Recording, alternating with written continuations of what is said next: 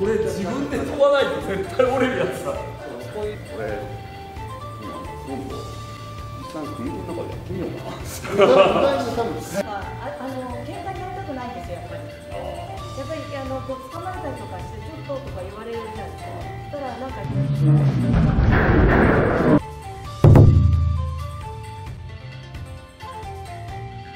おすこんにちは、空手家の小です。ですね、今回は英雄伝の試写会が名古屋であるということで、まさかのですね、達人たちが試写会の挨拶で名古屋に来るって、しかもその後セミナーがあるということで、この前にセミナーを体験させていただいたんですけども、すみません、早速ですがご紹介お願いします。はい、お願いします。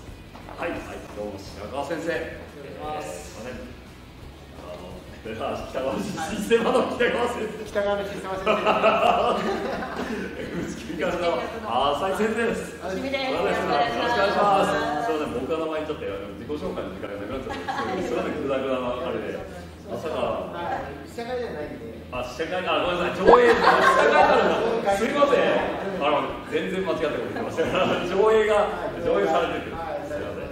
はい、ありがとうございます。まさかのちょっと今日は初日行こうと思ったら満席で、いやそれは喜ばしいことなんですけど、もう立ち見が出てるのに席もなくてっていう感じでご盛況おめでとうございます。ありがとうございます。もうせっかくの方いらっしゃる。いえ、とんでもないです。ご家族はね、申し訳ないです。またぜひまたちょっと空いてる時に見れたらよろしくお願いします。でですね、ちょっとこの達人無駄遣いができる回というか悪い言葉を言っちゃ無駄遣いになってしまうんですが、もったいないというかなんですけど、僕個人的に、まあイメージとしては、5と10だったら10っていうイメージなんですよ、3人ともが僕の中で。正直その格闘家からすると皆さん体も小さいので、やっぱ正直、フルコンタクトからって、結構いかついのが多かったりガンガンするっていう感じもあるので、なんかその銃の視点からちょっといろいろ聞きたいなっていうのがあって、例えばですけど、僕今もこんな細くなっちゃってあれですけど、現役の頃は92、3キロあって、結構ガンガン鍛えてたんで、僕が、180センチ、90キロとか、もしくはそれ以上あった場合の、皆さんが実際戦をどうするみたいなこととかをちょっとぶっつけなんですけど聞いてみたいなと。はい、ちょっと急に話したんでどうしようかなっていう空気で急に思わなくなっちゃったんですけど。YouTube いつも打ち合わせないので。ということで、よろしくお願いします。どういう順番だろう、何にも決めてないんですけど。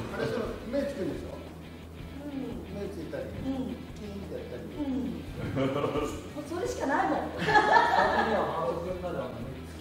そうですね、そうですね、正直、今日聞きたいのはルールなしの方向で聞きたいので、ルールなしの方向で聞きたいので、ルールがあったら、やっぱりそこは、なんですかね、どんな競技でもそうですけど、ルールができたら絶対に体格差って、そこで競技としては差が出てくるんですけど、実践だと、そういうのが関係なくできる技も出てくるじゃないですか。なので、その辺を聞きたいなと。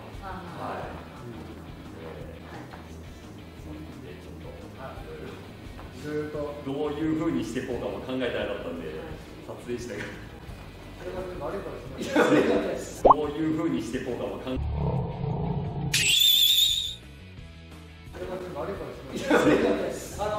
関節禁じられてれば関節の投げはちょっと怖いですけどね。そういうのはやっぱり禁止されてます。関節の投げはちょっとゆっくりやってもらいたいな。じゃあちょっとあれですね、カメラがちょっとやばい。本物が撮っていただけるからありがとうございます。これ外した方がいいですか？外した方がいいですかね。すみません。監督。まさかの撮影監督ってしたいかな。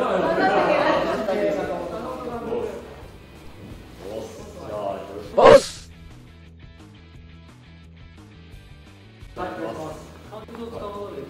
単純なんですけど、肘とか肩、通柔道一本ですけど、逆側でやると投げる。あ、やば。もうこの時点でやべえ。怖っ。ああ、そうですね。これは。こっち側ですよね。逆で入って投げたら危ないですけど。これそうですね。これやられたらもうちょっと緩めます。はい。ちょっと緩めます。これでも肘やばい感じがある。逆関節、はい。それが関節を決めてグッと上げるっていう技は。これ怖っ。もうこの瞬間怖いんですけど。これ自分で飛ばないと絶対折れるやつだ。こういう逆関節。ああ、もう入られた瞬間にちょっとなんかこの辺がやめてくださいってなる。結構危険ですよね。怖いですね。関節のこのひねりとかが危なくて。怖っ。関節系の投げ。はあ。これは一発で壊れます。結構競技では絶対使っちゃいけない。そうですね。はあ。揉み合いとかの中で。うわ、やばい。こういうのは多分。ああ。柔道とかなるほど。怖っ。関節がやっぱその。普通の投げだと。まあ、そう入りますもんね。はい。おお、関節を決めながらだと、こうひねりが。怖い。怖い。関節を決めながらだと、こうひねりが。怖い。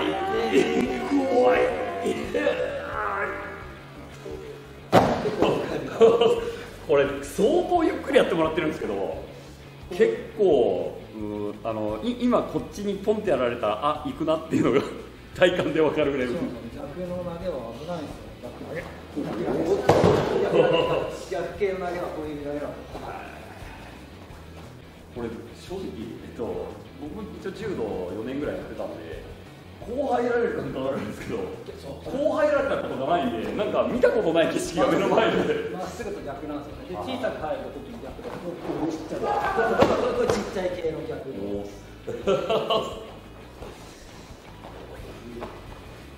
関節系がやっぱ可能性があるのが危なくて壊れますっていう感じで、はい。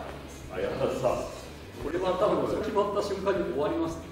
コケ先生が木下さん逆やったのもそうですね。逆に体重ある方がそう強いです。体重あって耐えれちゃうからもうきっちりですもん。あと捨て身とかもやるんだけど。捨て身はちょっと怖いですね。捨て身ゆっくりできないですよね。怖っ。ああ、こ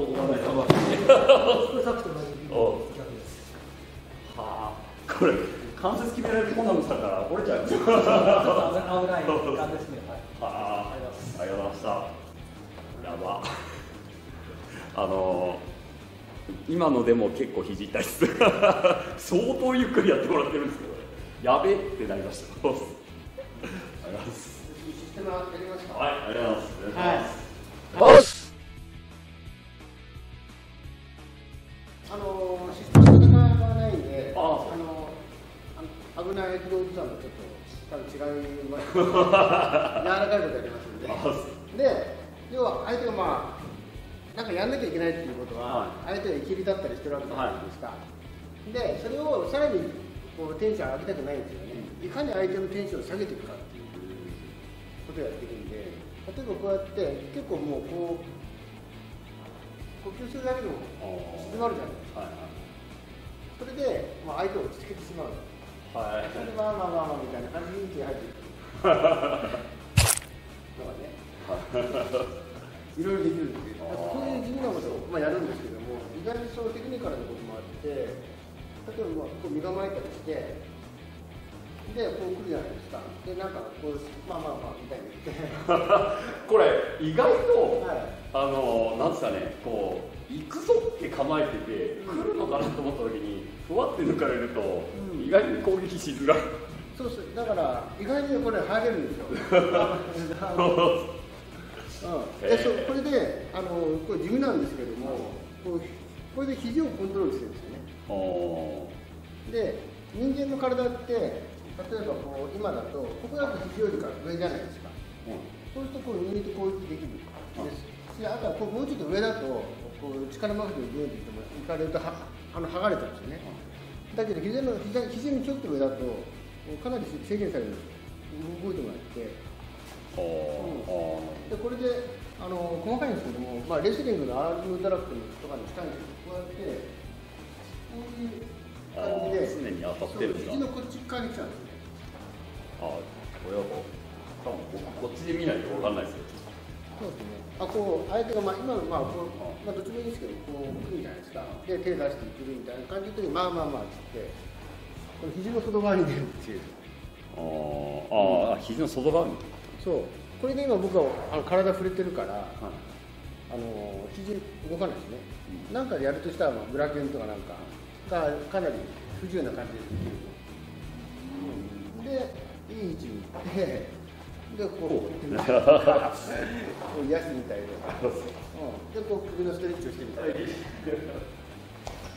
う感じで、そうでこうやっていくと相手の頭側に行くことができるんで。倒した後にコントロールしやすい。意外に入れるか。そうですね。確かに。それこそ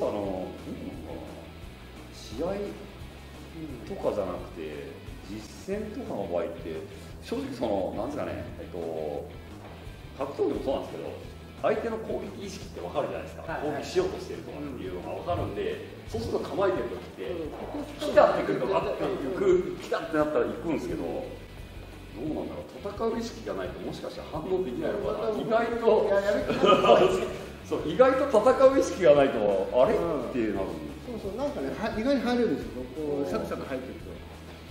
そうなんかさっき山先生がこうなんですかね、呼吸でって言われた時とかはまだ意識あったんですけど、入ってくる時に急にふわってなったらなんか意外にこっちも一緒に抜けちゃう感覚はあるんですよね。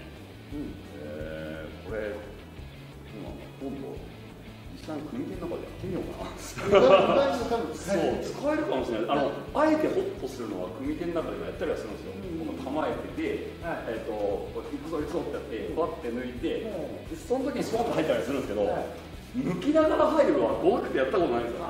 それだと力を抜くとこういうふうに脱力の力って生まれるじゃないですか。でこれをこう普通真下に持っていっちゃうと抜いた力をこう斜めに持ってるんですよ。そうすると脱力で進めるから。これをあとこっち抜いてパッと力抜いて今パッとなってる。それをね動力で使ってパッとこう上げといて、そうで身構えてたら多少重心上に来てるじゃないですか。それを力を抜くことが動力になる。なるほど。考えたことないな。上げてちょっとこう構えてる時も、ちょっと上げてこっちで構えてる感じ。今であえてそうやってそうすると緊張があると警戒が生まれるじゃないですか。でそれがどうなるかってみんな見てるんですけども、それが一回なくなってそれがそのまま動くんですけど。意外にこれ入れる。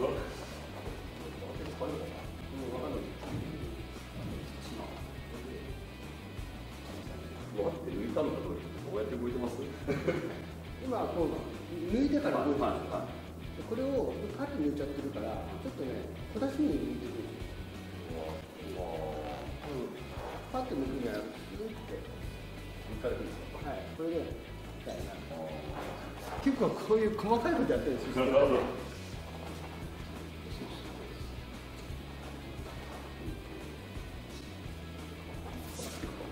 ちょっと今決まっちゃったんですよね。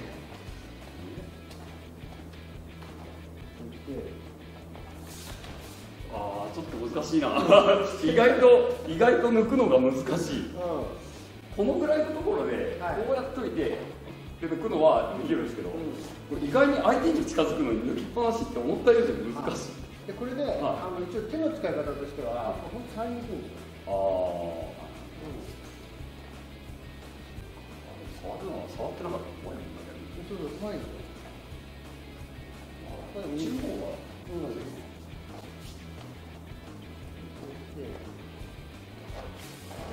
方が僕止まらずに行きやすそうだな。いやちょっと一回これ本当に首で試してみようかな。こうなるじゃないですか。そういう動きみたいな。進んじゃうみたいな。ちょっと入り方として実際首で使ってみます。はい。ちょっとありがとうございます。そうか、中に入るっていうのは初めてだ。これ意外にフルコンってどうしても緊張しちゃってやってるんで、このぐらいの距離とかでこうやってやってる時にパッと抜くと意外に相手も一緒にこうやって抜くんですよ。で、結構そういうのはあるんで使うんですけど、中に入るのちょっとでも練習は必要そうですね。僕はやったことないんで。僕そんなことばっかやってるんだ。そう。ありがとうございます。ちょっと一回本当にフルコンボ組で使ってみます。はい。使ってください。わかりました。大鳥。私順番違いますよね。これ。大鳥。ボス。か弱い化け物。ここにドドン。ドドン。やめてください。これ先生まで。でもどうしよう、どんなシチュエーションで。どんなシチュエーションっていうか、まあでも、佐々木先生だったら、一応、外からはか弱いんで、襲われたらですか。襲われたら、はい。勘違いしてしまい、見た目に騙され襲ってしまった人。はい。はい。はい。よろしくお願いします。どんな感じで。どんな感じでいきましょうか。逆に女性ってどうやって襲われるんだろう。ねえ。女性が襲われる。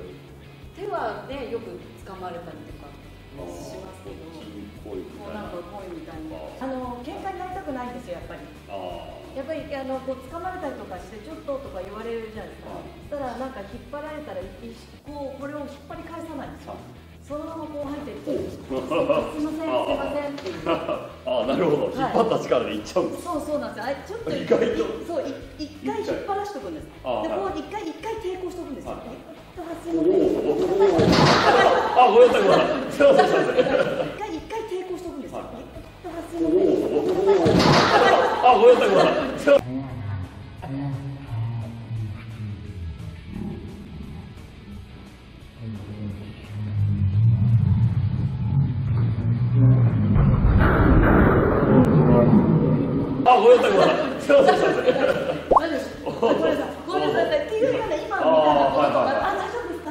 なるほど。それで一回ポカンってするんですよ。ポカンと。いやでも大丈夫ですか。大丈夫ですか。監督大丈夫でしょうか、監督。とか。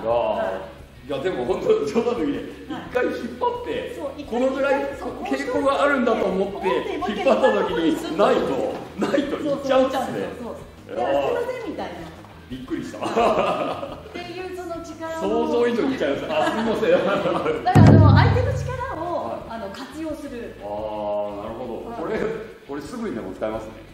か弱いので、オスの三段カットやめてください。このね、こうやって叩いてもダメじゃないですか。だからそういう時にとかなんか。でもあれだな。これすぐにでも誰でも使えます。そう、これはすいませんすいませんと言ってふっとあれしつつちょっとわからなかったと思うんですけど、リプレイしたらわかるんですけど、私押してるんですよ、ちょっと。でこの人の力も使いながらうまく押しちゃってるんで、この人押されたとは思ってない。でただこう行くだけでもスコーンってすっぽ抜けるのに対してでちょっと足かけてみたりとか、だからごめんなさいっていう時にちょっとここあるだけでも行っちゃうんで。なるほど。これ、本当女性でもすぐ使えます。ちょっと本当でも一回耐えるのいいそうですね。一回耐えないと。だから今さっきこう引っ張ってグッてこのぐらいの感覚だろうと思って2回目引っ張ったらなんかスッといってくるんで。最近足かけてますけど。これこんな護身術聞いたことないですけど、全然護身術としてあれじゃないですか。そうなんだからそのタイミングをあと見る練習をするんですよ。ただ一回引っ張られても、引っ張り返しても相手が引っ張らない時に力抜いても意味ないんですよね。だからすいません、ちょっと相手がおおってもうちょっとこうなった時にスッと入っていくっていう。これでもちょっと練習したら誰でもできる気がする。そうなんです。これはこれおすすめですね。これ結構普通に護身術としてほしいのいけますね、これ。ね、そういろいろそういう小技がねたくさんあるんですけど、そうだってわからないように相手が倒れてるっていう。すいませんすいませんって。しかも倒しちゃえば別にここに変わるから何でもいます。そうじゃない。そうじゃない。何をするんですか。そうでどうしてもこうなんか困ったなと思ってたら身の周りにあるものをいろいろ武器にしていく。これどうぞ子供たちに教えてますね、これは。そうですね。低学年はあれですよ、小学校の高学年ぐらいになったら多分そうですね。ある程度の大きさまで。あとコツはですね、こう引っ張られてあれしたりとかいろいろする時もそうなんですけど、このままこう入っていくとダメなんですよ。そこに面で入っていくんです。面でスッと入っていく。でこうだと耐えられるじゃないですか。これ実はここの角度がいろいろ、その相手の弱い角度にさりげにそれとなく入っていく。でちょっとだけ嫌だったらこのままこうやってついてみたいないうのをさりげなくやる。そんな感じで大丈夫でしょうか。ちょっと今後なんかどうぞ教えていこうか。はい、なんか護身術系あって女子が使う護身術いっぱいここに詰まってます。護身術的な方もです。そうですかね。そうですか。どうですかね。そんなことありますかね、みんな。風声。そう、さっきの僕みたいに。首が痛いです。すみません、何も言わず。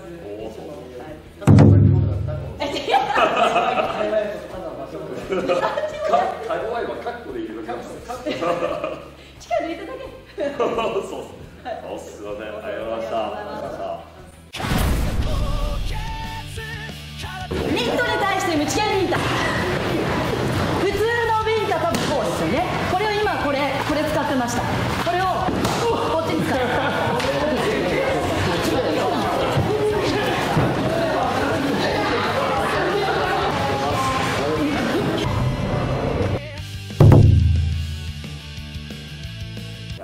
今日はただただタスキングを覚えされたりとかいや痛い回だったんですけども、まあでもあれですね、こう体格差があってもできる技とか、ちょっといろいろと教わったので、本当道場でも教えれる技だったりとか、僕がちょっと試したい技だったりとか、ちょっと北川先生の試したら相手が壊れちゃうことなんであれなんですけど白川先生のはそう間違えた。あれを緩めながらだったらできますよね、今みたいに。まあそうですね。しかもある程度投げ技をやったことがある人が余裕を持って緩めながらでいいんですけど、多分練習段階確かにそう白川先生の対して技ができない人が真似したら多分相手が壊れちゃうので、白川先生のはちゃんと投げ技やったことある人が、しかもある程度レベルの人が、手加減をしてやるんだったら全然練習になると思うんですけど、下手な素人が真似してやるのは絶対 NG だと思います。危ないです。そうですね。北川先生とか浅井先生のはいけるかなと思うんですけど、白川先生のは上級者ボールです。まあ空手道場ですよね。そうですね。うちの子投げはできないんで。高校先生少林寺拳法やそうです。少林寺の柔道はやってるんで、一応僕も多少は倒すっていきますけど、でも僕はでも全然最近体ばっかり全然柔道もダメなんですけど、今日はいろいろとありがとうございました。ありがとうございました。カメラマン。そう、カメラマン、坂本監統一監督撮影でもうまさかの多分今回初の画角が多分全然違うっていうカメラマンが僕のチャンネルいないんでありがとうございます。本当ですよね。ありがとうございます。ありがとうございました。じゃあ締めはどう締めればいいですかね。こんなに豪勢にいるとどう締めていいのかわからないんですけども、じゃああれですね、チャンネル登録お願いします。